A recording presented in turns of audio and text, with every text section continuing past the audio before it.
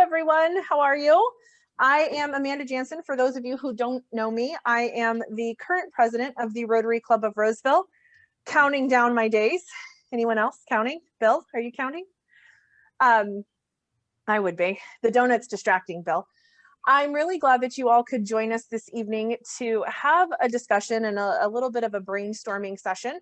I wanted to start out by introducing Randy Smith from the Rotary Club of East Sacramento. He's their PE. So all current presidents who are exhausted, remember to be like, it's great, because he's excited, right?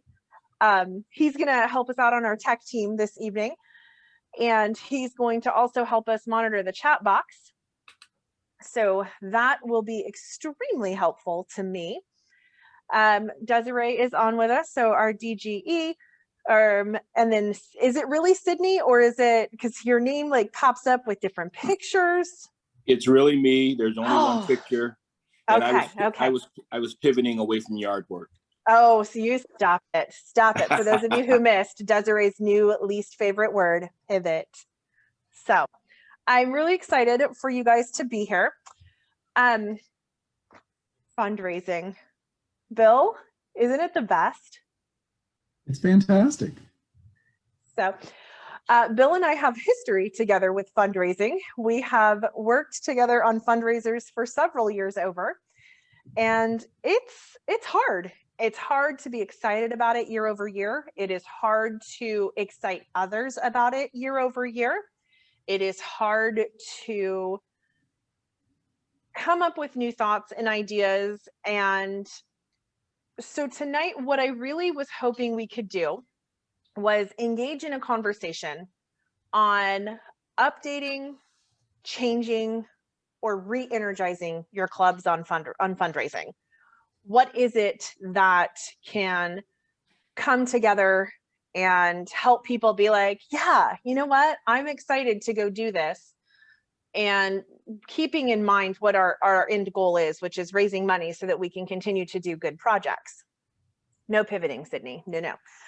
So I wanted to use the whiteboard, which, by the way, I did not know even existed until Mary Jo mentioned this the other evening. So thank you for that. I like to pride myself on being techie, and clearly I'm not very tech savvy, because I'd like this to be more of a conversation and a brainstorm. I'm not going to sit here and tell you, I have no PowerPoint prepared. So I'm not going to say, take these steps and magically it will happen. But I will start out by sharing why fundraising, why possibly Rob thought of me to help lead this discussion as well. So alluding to our fundraising history earlier, Bill Bowen and I chaired the Rotary Club of Roseville Garbolino Seafood Dinner number 7,842 twice. Fun fact about Bill and Amanda, neither one of us like seafood. Hate crab, don't like it. We ate Little Caesars pizza. Oh, and pirate themes. Yes, and pirates, right? They will haunt you forever, people. I still have the memorabilia. And then it was every year we would sit down and they'd have a conversation of, why don't we have different people coming? Why don't we do this? How does this work? How does that work? And ultimately, what I realized and what I stupidly spoke up about in an executive committee meeting was, if we're trying to change certain things about our fundraiser, perhaps the fundraiser we had doesn't meet those goals and we just need to change it entirely. So, we had ideas of, we wanted a younger crowd to come in. We had all these goals and the crab feed didn't meet that. So we changed it. And I had a lot of club support for changing it, or Rob Sachs deflected what wasn't supportive. So I had no idea when people didn't like it. It was amazing. So having a supportive president is important. And we came up with something new, something exciting, and something that we're actually going to continue on. And we would have had third of this year had COVID not upended year 2. So in fundraising, I just wanted to get a quick conversation about hold on, I got to go find this. Now I got to go find the whiteboard, you guys. Share screen. I did it last night. I practiced, Mary Jo. Whiteboard, there we go. So I'm going to bring up the whiteboard. I'm going to move you guys to my other screen so I can see you all. And give me some thoughts, some ideas on what you guys currently have going on with your fundraising. Should I start Anybody? since I just had a fundraiser? Right. Nobody's going to listen to you. Right. You guys technically don't have a fundraiser, right? We did. We just did one. We did. Oh, one. you did. That's right. We did an online fundraiser. We did a practice test version of it in February for the Peru project that Christina Dyer was leading. And as just a test run, we raised $400 for that project. So that was fun. And it was just 2 hours, people playing trivia on Zoom. It was good. And then last week we did 80s trivia night, and we raised about $3,500, $4,000, somewhere in that range. I haven't gotten the final numbers yet. Again, for 2 hours, 20 people playing. Oh, that's awesome. Now you guys are going to all see my atrocious typing skills tonight. So online trivia, which you invited several people to, so that was awesome. Anyone else want to pipe up about current fundraisers? We did an ongoing Dine to Donate, and we got local restaurants to just say, you know, come in during this certain time, this day, these 2 days, this week, whatever, and they gave us 10% of whatever the orders were, and mostly they were our own members, and we raised $2,400, and it's still going. And we would do a different restaurant, and we did that most of the year, and it just was fun. It got everybody active and doing something, and it was supporting the local restaurants as well. I like it. I'll talk. We have a small club, so it makes it kind of difficult to have a big fundraiser. So we've come up with a couple of small fundraisers. One of them was we've had a shred event 2 or 3 different times for the community, and we've raised probably a couple $1,000s each time. So that's been successful for our small club. And then we've had, and Amanda, I think you were at one of our Skipolini's events.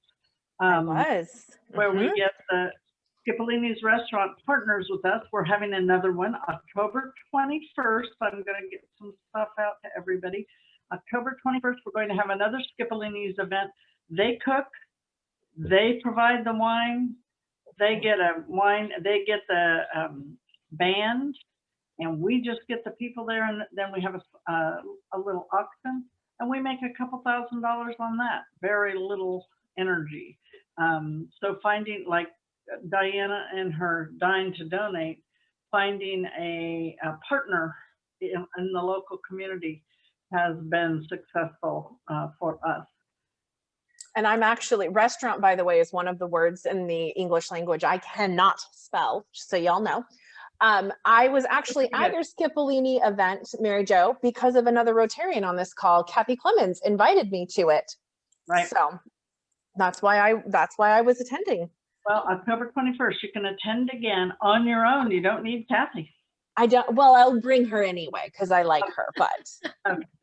We did a similar one at Texas Barbecue Roadhouse, where they come out and they cook for us. And we did it in the parking lot of one of the businesses of one of our members. And that was very successful. And I think we earned about $4,000 at that event. Yeah. I like it. And when you have bigger members and can have a bigger event, that helps. But, you know, for us. Yeah. But the restaurants is definitely, you know, getting them involved. It's a two-way street. You're helping the restaurants and you're helping your members as well. Yeah. Okay. Skipolini's loves us. Drew, you're in Citrus Heights, right? Yes. And what you guys do your big crab feed. Well, we didn't get to do the crab feed this year. Correct. We did a non-event that we raised about $1,500, and it was just like a joke. Send out flyers saying we have a big non-event. So instead of renting a tux and your evening gown and going for the rubber chicken, all you have to do is donate $50. You don't have to come all dressed up. You don't have to get a babysitter. You don't have to give her pizza. You just give us the $50, stay at home, eat whatever you want, take care of your own kids, and your money ahead because you're not spending $150 to $200. So that raises about Bravo. $1,500. And then we got in a little trouble with the, what was it, the raffle. We got in a little thing with the State of California Sacramento. is, Yeah. oh yeah, they're big on no That's raffles. So No raffles. yeah, we got Call it tagged on something that else. one. And now we're working on having a golf tournament on the I think it's June 11th, and that's going to be up in Auburn at I can't remember the Ridge. Yeah, the Ridge Golf Course. And then we're going to have a ball drop. It's I think it's $150 a person.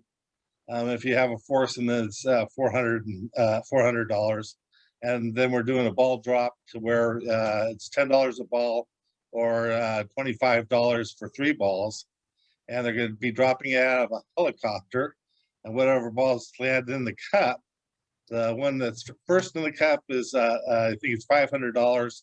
Second one in the cup or nearest the cup is $200, and then the third one in the cup or closest to the cup is $100. Awesome. So Andrew, what's the date on that? Because somebody brought that up at our meeting today. June 11th. 11th. Okay, thank you. I'll pass it on. Okay. Coming up. I like it. Yeah, and then the only other one we're planning on doing now, and that's after my year, is we're going to have another casino night, the poker night, and that seems to do fairly well. It's starting to grow. Last year we didn't have a really good turnout, but this year it looks like we could have a really good turnout. We've had the Awesome. last 4 years. Fantastic. Yeah. I like it. So COVID notwithstanding, right? This acknowledging that this last year was a huge anomaly when it came to fundraising and participation and all of that. What would you say the likelihood that you guys have your club participating? How many people probably on average are helping out with your fundraisers year over year? Helping or participating in? Helping to pull off your fundraiser.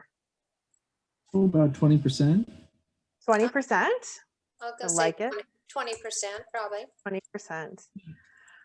Awesome. Does that 20% ever get tired? 80-20 rule. No, I know. I'm just curious. Mm-hmm. No, maybe they get a little tired. I've seen them get So I wanted to know too, when we're figuring out what these fundraisers are that we're doing, what is the purpose behind choosing certain fundraisers? Do we take a targeted approach to that? Or do we decide, that's what we've always done, let's do it?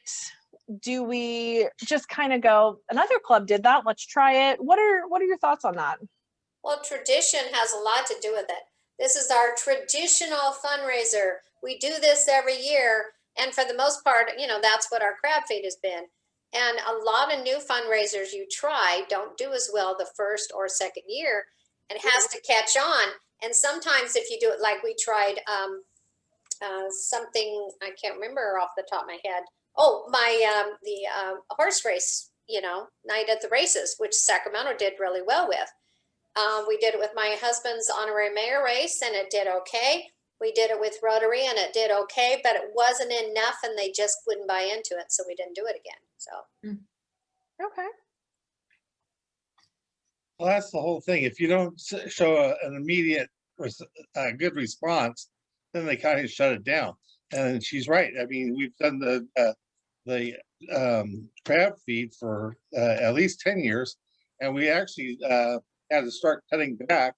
I think it was 2 years ago, we had over 800 people. Well, and then the fire department said, hey, we got to cut it back. So then we cut it down to 750. And now that looks like it's going to be the total max for us is 750. But I mean, you start looking around and everybody's doing crab feeds, and then a couple of years ago, everybody was doing golf tournaments, but then it got too expensive. And there isn't a lot of younger people taking up golf. But then I heard about Frisbee golf. And this Frisbee golf, you know, you get a lot of younger ones coming through and they just love that. And I've heard 3 people talk about Frisbee golf. We're trying to Interesting. plan one for next year. Interesting. Yeah. So when fundraising, when we're sitting around and we're doing this, you always have to identify what your goals are, right? What are your goals with fundraising? Share that. What are your goals? I mean, dollar wise? I don't know. Is that your goal? Is it money? Well, it takes money to make money. So you got to start planning your fundraiser so you can see at least where your target is for the fundraising, so you can actually start expanding your other things that you want to do during your year. So we can say, so I'm asking this question because I think that fundraising has more goals than making money is what I want to think about. I agree. So what other, Joanne, did you want to pipe up? I was going to saw a say, hand. we have kind of a two goal approach. First and foremost, of course, is to make enough money to fund the community service things we want to do. And secondly, it's an opportunity to broadcast about our club. And we show, we do a thing at Top Golf, and they have TV monitors that we're able to show activities of the club. Plus we put that on flyers around in kind of to entice people to find out more about us and maybe join us. I like it. You know, Joanne, that's funny because when I was membership chair and the first crab feed I went to, I wanted to set up a membership table so I could network with people and answer any questions. And my board, the board at the time said, oh, no, we do not do that at crab feed. We do not push our membership. This is all a public service. And they didn't even have any posters or anything around that showed our projects, nothing, other than a screen showing, you know, what the raffle gifts were. I mean, they really didn't promote the club at all. It was all about making money. Of course, we've changed through the last few years, but that was my first experience working with the club back in the day. We show a poster board as they come in that lists where your money goes. Thank you for your donations. This is what you're going to fund. So, yeah, we do it now, and we have a membership table, and we have posters all over the place, and we have flyers that we hand out. And have we gotten members from the crab feed? You know, maybe 1 or 2. But again, it's making you prominent in the community, letting them know of all the things that you do. Do you think that your fundraisers target the audience that you want coming into your club? Well, Yes. almost all the same people every year. I mean, they just automatically send out tickets to the groups of 10, you know, tables of 10, and they know they're going to attend. So this is pretty much a slam dunk on this one. Yep, I agree with you. So I have a question. So wait, do the people then in those groups, are they potential members, or if they've been coming for several years to the crab feed but never joined, do we maybe want to say perhaps we need to look at approaching them differently about what Rotary is? Well, it's more, you know, they're just friends and family or coworkers of the Rotarians that brought them. Gotcha. So we're not reaching a new audience then. Or they're members that they know are going to be big spenders when they come to the crab feed, because those are the people who bid on the auction gifts and buy the, you know, the big ticket items and leave spending $300 or $400 or more. That's fair. That's fair. Okay. I guess what I'm, oh, sorry, who did I just cut off? That's Kathy. Go ahead, Go, Amanda. Kath. Nope, you go. I'm just thinking about supporting other clubs because they're all doing something different. And I know, Diana, my husband and I went to your smokehouse, what it was a couple months ago. It was great. It was nice to see everybody, to get out and about, of course, but to kind of promote each other's about what they're doing, because we've got time on our hands now. We're all dying to get out of our houses, right? So maybe there could be a way to be able to share what other clubs are doing, put it on a calendar so that we know where to go, what the price is. I don't know if we could afford to do a discount to Rotarians of other clubs, you know, $5 off or something, but something to encourage them, because we all get ideas from each other too. Might be that we want to change our crab feed to something else next year and see whatever else anybody's doing that's successful. I don't know, just an idea. Well, we were So- just on one of those learning things. I think it was like last week, where they did say they're going to have a board to where anything you want that you were going to be putting on, you could put up on a board that everybody in the district could see. So you So it can was- you can update the district calendar Mhm. with your event. That is something though that you just have to be more proactive in doing. I do think so. What I don't know, and Desiree and other district people and past presidents can pipe up, I have seen a lot more emails coming over this year announcing other clubs' fundraisers. My question is, has that always happened in years past and the information hasn't trickled down? Or is that a result of COVID? Can anyone speak to that? I'm not sure so much about this past year. I think a lot of clubs struggled with fundraising in the early months and had to pivot and come up with stuff. But Amanda, Way to your use your point own about- word. I know. The district calendar is out there. What I'm bringing back is a district information officer from your club, Amanda, Mike Holbert. Oh, you stole him? No, he's going to just help us at the district level. He did it for Jack Arney monthly. That's- He sent out all the events that were going on in the upcoming month, and it was what other clubs were doing, and so that we could do that. And he was sending that out monthly to the club information officers, and I thought he did a great job on that. So I want to bring that back. I think Brent was, if you tell Brent, he'll put it in the district newsletter, he'll put it on the website. And all those opportunities are out there. And I think it's really important that we find a way to share all of our events with each other in case you want to go. And Kathy, to your point, if you want to go to somebody else's crab feed, I will tell you, Drew, I'm like Amanda, I hate crab. I hate cold crab, but I loved your crab Yay! feed. I loved your Citrus Heights crab feed. I mean, that was just a really great event, just a lot of fun. Yeah, it is. So when you get somebody who doesn't even like crab who wants to go, that's a good sign. So That's awesome. yeah, so I think having us more aware of each other's events is also a good idea. But Amanda, your point about trying to target the audience, I think that's great because we're all in Rotary, so we can all go and support, and that helps with the making money aspect and being there to help support each other's clubs. But how do we get to target it? I'll tell you, in our club, we're coming up, I think, on our 27th year of doing the Brewfest. And we were the very first Brewfest event in Sacramento. And the third Saturday of September is we own. Now it's been at Discovery Park. We had to change it up this past year, but we would get 4,000 to 5,000 people there. And we didn't talk about Rotary, and we don't really promote who we are. And the committee said, these people are coming to drink beer. They don't care about Rotary. And I was really kind of disappointed that we didn't talk more about it. And I think we Might be your really best should. members.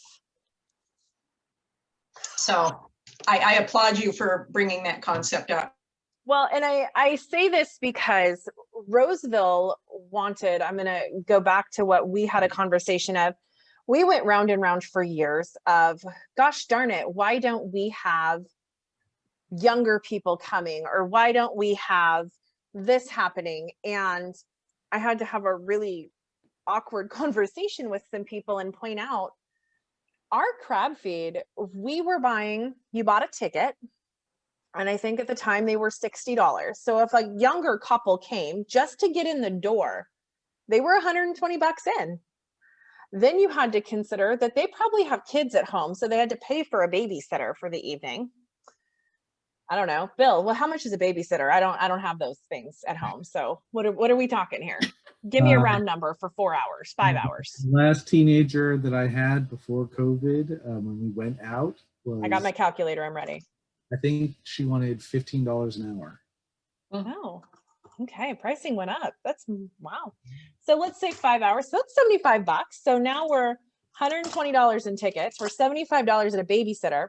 We're responsible adults. So we didn't actually drive ourselves. We took Uber because we knew we were going to have a few cocktails. Let's say Uber there and back was $40. It's $235. And they don't even have a drink in them yet, you guys. And they're in their mid 30s. That's a lot of money. And by the way, I ain't made anything off of them yet because my ticket of $60 covered like the food and venue and costs. I made nothing. Right, but they're And not gonna spend money on auction gifts and things like that because they don't have the money. they don't have the money. Right. And then two, we kept having this conversation about how we wanted to attract younger members to Rotary, and we wanted to attract the millennials and the working people into our club, and how do we share it with them if we can't even get them to our fundraiser? And that's when we kind of had to look at each other and go, maybe we change the fundraiser. Maybe we look at something else. Maybe we take an approach. And I think it's really important to note, Diana, coming back to your money concept, my club had to really bite the bullet and go, we know we are not going to make the amount of money that our crab feed made, our seafood dinner made in the first years. We know that.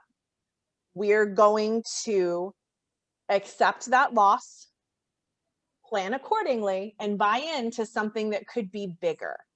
So you have to create a situation where you're going to look bigger to, you know, in this short term, yeah, you're going to have a pinch, but you got to look bigger. And I just forgot, I realized I forgot to keep checking the chat box, you guys. So hold please. If there's anything in there, let me scroll. Randy, we're good. It's just commenting. Okay, great. Thank you, Randy.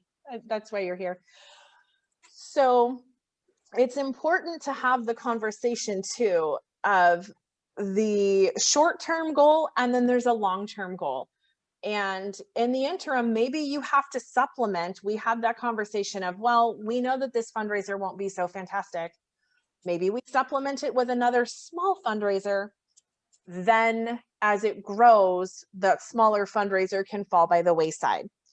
We got very, very lucky in our first year, and we had a really amazing turnout. And we ended up netting, I think, around 35,000 in a first year fundraiser. That is insane. But again, that wasn't planned for. So I think that that's an important conversation. What was that first time fundraiser you did that netted that? That was our Taco Throwdown, actually. Your taco what? Taco Throwdown, which was Taco Throwdown. Do you guys know about what this is? No, tell me. No. Oh, well, I'll tell you. I don't know if you've ever seen me, but I'm a girl who loves her some food, right? And her boyfriend also loves her food, he loves his food.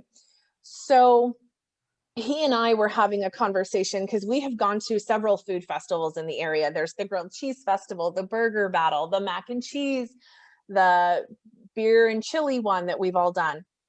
And he looked at me and went, honey, look around. Look at all of the people here. Look at how many people are here. And I was like, no, Rotarians wouldn't do that. Like, this is for younger people. And he's like, well, no, pretty sure those people over there are in their, later 50s. Pretty sure those people over there are, one of them's in a walker. So literally it is an all ages event, 21 and over, actually, because kids get sticky with alcohol around. But he pointed that out to me and he's like, you should try this. Stupidly, I was like, we should try this. What could you do that restaurants can come in and make their own and have a competition around? Tacos. So we sold tickets for $50 a piece. We had 7 restaurants come out. We offered them a very nominal fee. It was $500 per restaurant, which they all actually ended up donating back to our club. So we paid $0 for food. We had 10 different wineries and breweries. That number might be plus or minus. We paid them $100 a pop, and they came out with their kegs. And people came in. We rented the grounds, so that was pretty much our big expense. Out here was the fairgrounds. They got their cup, their commemorative cup, which I have in the cupboard. I can show you, and their plate, and they got to taste all these tacos and go back for more and have different beer tastings. And then there was a band, and we had an auction, and people enjoyed, and then they went home. And they took Uber home that we subsidized. We gave coupons for, so that people would not be drinking and driving. And they had a great time. And we had front and center was a table talking about Rotary. Carol Langley actually put it together for us. There was a huge balloon arch that she made. And we had Interact kids come out and help talk about it. And that's what we put together. And it's a lot of fun. We're doing our second one in August. So You paid the restaurants to participate. We did, and then all the restaurants ended up donating their money back to us, actually. So really, we didn't, but we did offer money. It was also nominal, $500 for them to prepare up to 500 tacos. Mm-hmm. Right? I was not covering their expenses. We had, Mary Jo, we had upwards of 400 people there. I'm going to say we had between 450. Yeah, it was about 400. And then when you added in your volunteers and your stragglers, your random stragglers that just showed up from our club, who were like, I'm here, there's a fundraiser. It happens. It was about 400 to 450. Was this an outdoor event? It was outdoors. Yep. We did it at the grounds, which is the fairgrounds there in Roseville. And did we pay for the band? We did. It was $700 for the band. So my massive expenses were the venue of, I think we paid $3,200. The venue included tables and a stage and sound, so I didn't have to do that. We did have really great sponsorships, Desiree. That is a true statement. Yeah, you always got to get your dialing for dollars. Kathy Clemens is a miracle worker at that. And then we had, what else did we have? So we had our expenses of the glasses, Val's company. They're just little plastic tasters. I'll show you what it is. Let me go grab it. Hold on.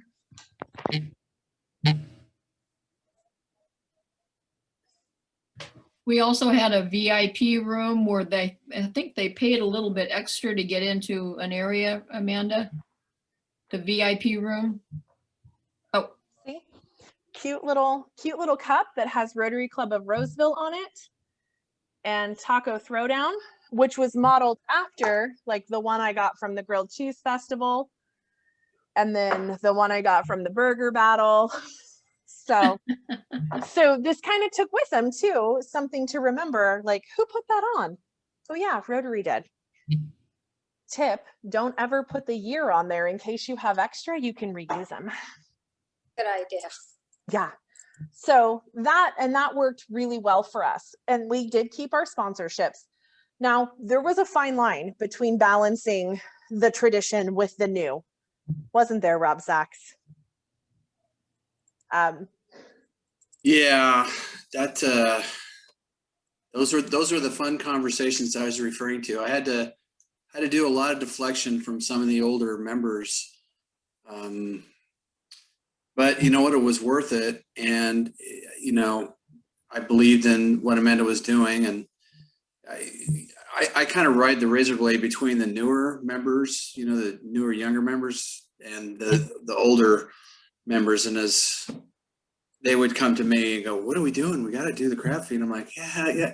You know, we're just going to see how this goes. And we're, you know, so anyway, it was a little bit of a challenge, but you know, we all believed in Amanda's ability, and it paid off. It was great.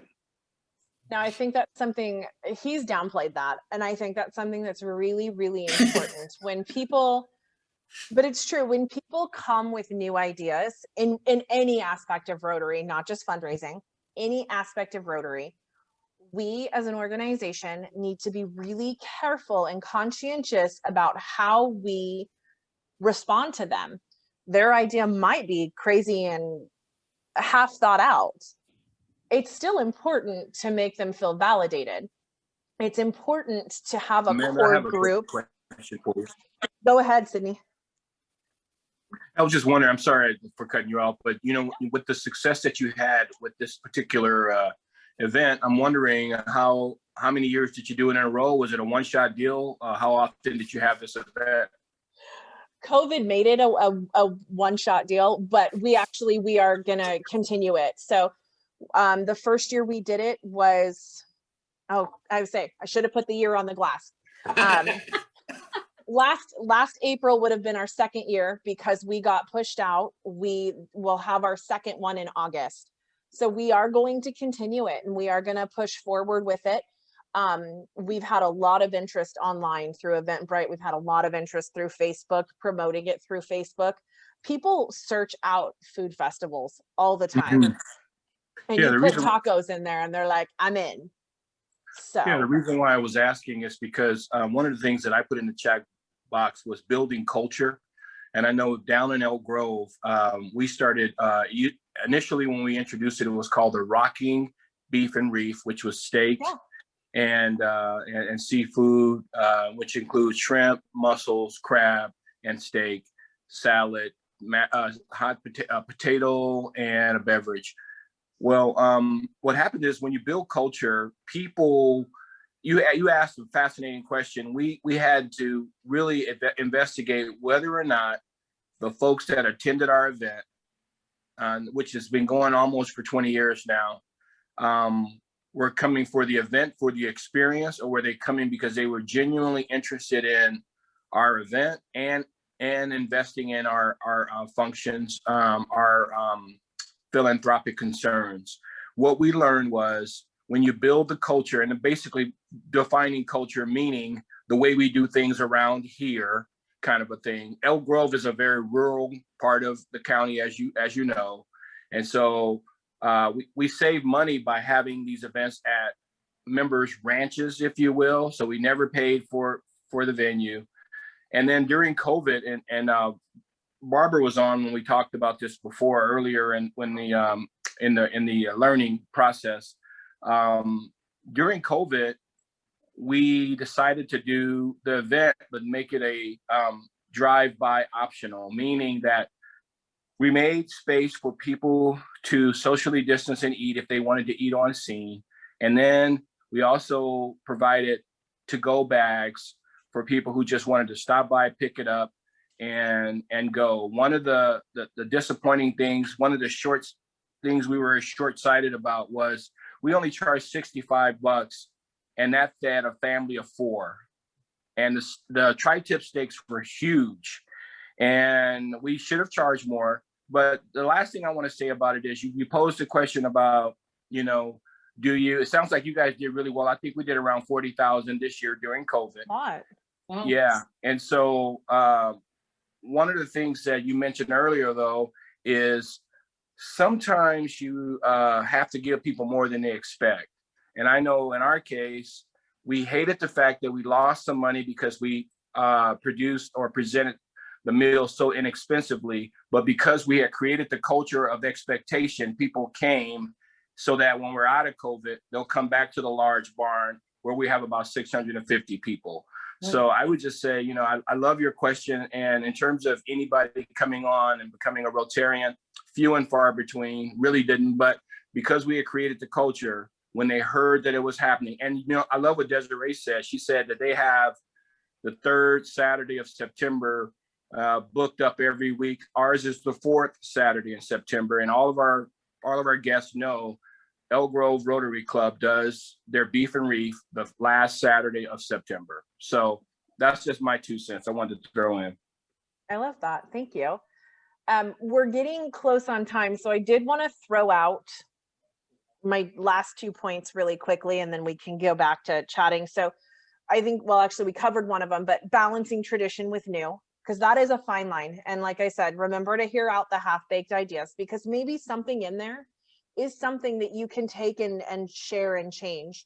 Surround the crazy person with deflectors, right? If the crazy person has no idea that she's crazy, she keeps going full speed ahead. Ask Rob. That's what I did. Had no idea. He didn't tell me until years later. It's probably better that way. But that's an important thing to remember, because not all of the people who are questioning will approach the crazy person that's leading the charge and keep their spirits up. The last thing I wanted to point out, because I think this is important to remember, maybe the club / the fundraiser is good. Maybe it doesn't need to change. Maybe you as an individual need to find another way to contribute to it because you're burned out. Don't go gung-ho and tell people that we have to make a change because of your own personal burnout. I think that's really, really important. I was gung-ho about change because I didn't like seafood, but there were other things that contributed to the idea that maybe we could do better. So I think that's a really important thing to keep in mind. Maybe the fundraiser is good. Maybe you need to take another step back or change what you're doing. So does anyone want to speak to that, Court? I think maybe it's time to change maybe the people in charge of it. Sometimes they're burnt out, and True. Fresh people, fresh ideas, a different twist on the same fundraiser. Well, and going to other people's fundraiser who put on a similar event. I mean, we introduced 2 brand new things at our last crab feed that we had gotten from other people's crab feed, and it made us so much more money in that area than we'd ever done before. So, you know, being open to that. Did we get fight back on it? Yes, we did. Well, we've always done it this way. Nails on a chalkboard to me is that term. I know. Pivot. What pivot is to Desiree is the term. We've always done that. Mm-hmm. Yeah. That makes me want to change it just to spite you. So we tried something totally different this year. We wanted to see, since we didn't do our crab feed and they didn't want it. I tried so hard to get them to do a drive-by crab feed and I couldn't get the support. We're selling VIP discount cards that can be sold virtually, or they can have a hard card, kind of like the old coupon books, only it's a card. You can do it online. And simple, right? We thought. But so many of our seniors cannot figure out the tech part of it, how to share something on their phone to sell instead of giving them something physical. So we've had our challenges with it. We put it on halt until after Big Day of Giving, and then we're bringing it back again. But, you know, teaching old dogs new tricks sometimes is tough. And, you know, that's something new we're trying. Yeah. Yeah, puppies are hard too, Diana. Yeah, puppies are hard too. Something else I wanted to tell you: don't be afraid to think outside the box, move to other areas. When Diana and I were first doing pets, we actually rode down to pets together. And one of the things is she was trying to think about what could we do, fundraisers and whatnot. Step out of the box, look at other places.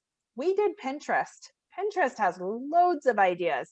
Don't be afraid to go figure out what other people are doing and take something else and make it your own. There is no reason you can't beg, borrow, and just downright steal other ideas. There is nothing that should stop you from thinking that through.